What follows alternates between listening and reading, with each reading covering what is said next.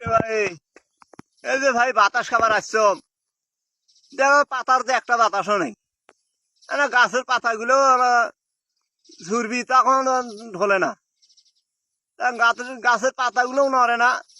আর মানুষের বাতাস না হলে শান্তিও হয় না। হাইরে গরম হামার, এতই যে গরম লাগে। এই গরম গোনায় তো আমাকে ধ্বংস করলো। ঠান্ডা হওয়াটাই ভালো। ঠান্ডা হলে আমার কুয়াশা পড়বি, এনা জ্যাকেট গাওয়ার দেবো। আর বিয়ে সাজি এখন করি বউ নিয়ে নেপের তলে সুত মত থাকবো।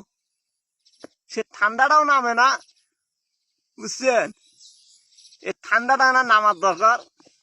আমার ঘরে এই ঠান্ডাটা না নামলে শান্তি হবা না। তো কারা কারা ঠান্ডা চান না কমেন্ট বক্সে উত্তর দেন তো। আর যারা গরম চান কেটা কেটা, তারা তো খালি মরবে রে চান যে আল্লাহ আমার গরম দে গরম দে গরম দে, আমরা মরি। আর যারা ঠান্ডা চায় তারাও জানি গরমের তালে তাহলে মরু, কিন্তু এটা বদ্ধ আমরা করবে না।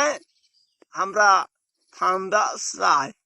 আল্লাহ তুমি আকাশের মালিক, হামাকানা ঠান্ডাটা দাও, বাতাস দাও, রহমতের বাতাস। বাতাস খাওয়া জানি সুখ শান্তি থাকতে পারি, বাতাস খাওয়া জানি আমার মনটাও শান্তি হয়। বাতাসও নাই, এই গাও খামি খামি এই কিসেনি করে কি লাভ। জারের দিনত শান্তি আছে ওইতে হয়, জারের দিনত জার হয় তো কুয়াশাও হয়, কিন্তু একটা শান্তি কোনটায়, জারের দিনত গাও ধোয়া যায় না। এটাই হলো মনের একটা শান্তি। জারের দিনত বেড়ি ছেলেরা দেখবে 30 দিনেও গাও ধুবে না, আর বেটা ছেলেরা 12 দিনেও গাও ধুবে না। কিসেন থেকে আসে বেড়ি ছেলেরা, বেড়া ছেলে কিসেন থেকে আসে। বেড়া ছেলে গাও ধুয়ে দিবেন করি কত না ধোতো তো একলাই তো সামনে কে ধুয়ে দেবো। এই ছিল বেটি ছেলের অবস্থা, বুঝছেন? বেটি ছেলের অবস্থাই একই। স্বামীক কয় গাও ধুবে, স্বামীক কিন্তু গাও ধুয়ে দেয় না। এ কার কার বউ এরকম আছে গাও ধুয়ে দেয় না, কমেন্ট বক্সে উত্তর দেন তো। এই বউগুলোর উপর জানি ঠাডা পড়ুক, এর ঘরের উপর জানি ঠাডা পড়ুক, পরে জানি গাও ধুয়ে দেয় স্বামীক।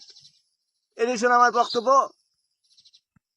এই সবাই কমেন্ট করবেন, শেয়ার করবেন, কমেন্টিং করবেন, লাইক দিবেন, সাবস্ক্রাইব করবেন।